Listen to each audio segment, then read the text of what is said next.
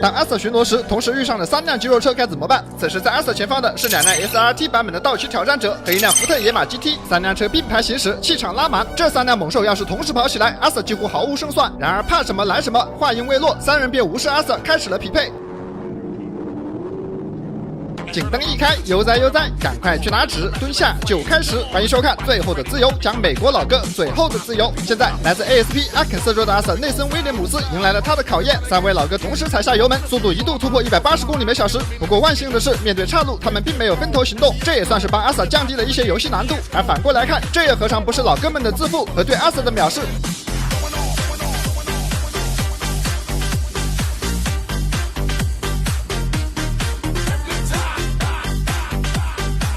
和我想象的不一样的是，3人并没有加速飞奔，反而是放慢了车速，看样子是并不打算和阿瑟开干。而阿瑟也很清楚的知道以1敌3几乎毫无胜算，经验丰富的他特地在每一位老哥身后都跟了一会儿，这是在记录每一位老哥的车牌以及驾驶员的面部特征。如果3人都能靠边停车接受检查固然最好，如果3人硬刚，自己实在跑不过，也可以提供上门服务。然而当阿瑟打开氛围灯后，后方橙色的道奇以及前方黑色的野马都选择了靠边，唯独前方的白色道奇挑战者是一个刺头，他不仅对阿瑟的氛围灯视而不见，甚至还变成了名副其实的挑战者，向阿瑟发起了挑战。换做其他地方的阿瑟可能会停下来先处理后面的2位老哥，把逃跑的人交给支援的队友去追，但在民风彪悍的阿肯色州，阿瑟可不会放过任何一个试图挑战自己的人，更何况此时的阿瑟才26岁，血气方刚，车技过人，被当地的群众称为下一个传奇博德警官。面对老哥如此挑衅，他又如何能够拒绝？随着道奇充电器的引擎轰鸣，速度已经来到了210公里每小时，离速度的上限已经不远，但却是离老哥越来越远。趁现在我们来看一下车辆的对比，老哥所驾驶的是一辆 Scat Pack 3.2版的道奇挑战者，这辆车搭载6.4自吸 V8 发动机，最大马力485，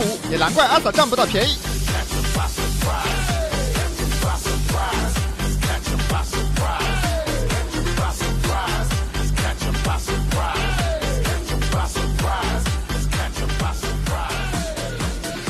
经过了2个连续弯道，阿瑟自认为已经拿出了最好的状态，但前方出现的2个尾灯居然都不是老哥，这意味着老哥不仅在直线上加速比他快，就连过弯时也是用的比他更快的速度，一直到出弯时才勉强看见了一眼老哥的尾灯。看来这老哥要比想象的更加强悍。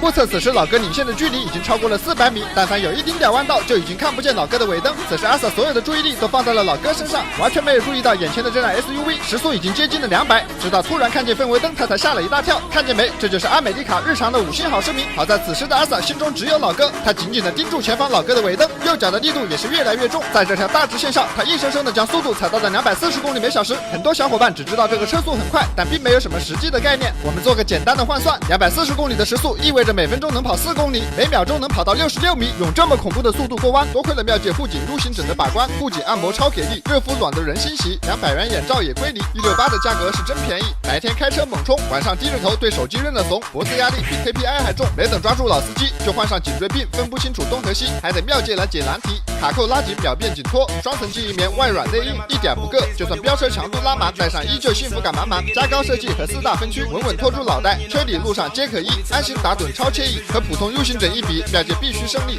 ，4个按摩点对准穴位发力，酥酥麻麻，提神又解腻，还有热敷通血气，超长续航，小巧便携，出差旅行随时随地养护。评论区领券别迟到，保价大促送运险把泡冒，3年质量问题免费换新不用闹，自用送人都挺妙。而哪怕是这样的速度，也依旧没能阻止老哥半点。这时前方急弯，阿瑟连忙减速，地上的刹车印和空气中的浓烟证明老哥才刚刚离开。但麻烦的是，这里是个丁字路口，阿瑟只能凭感觉判断老哥逃跑的方向，眼前的这个箭头给了他极大的心理暗示，这让阿瑟毫不犹豫地选择了左转，而刚转过弯就发现前方有尾灯，这让已经完全丢失目标的阿瑟找到了一丝慰藉，他立刻顺着尾灯跟了上去，靠近才发现只是一位普通的 NPC。 可以说在这2个路口，阿瑟做的选择毫无根据，完全是凭借着本能和环境做出的判断。现在前方一片漆黑，他还能抓到老哥吗？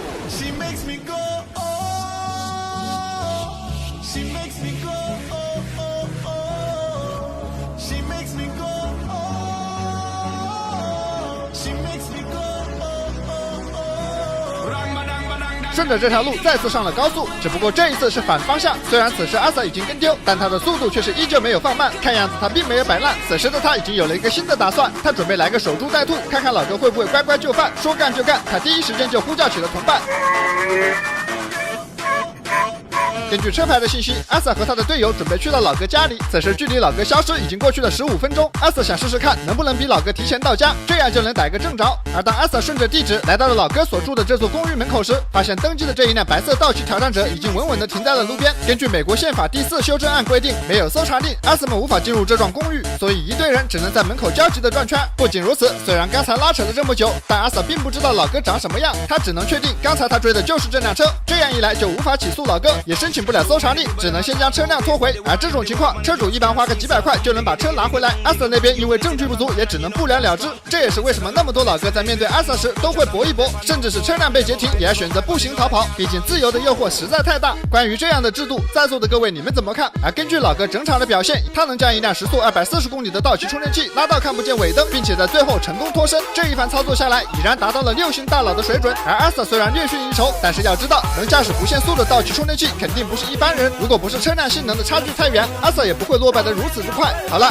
随着老哥成功刷新，本期的节目到这里也就结束了，感谢大家的观看，我是最后的自由，我们有缘再会。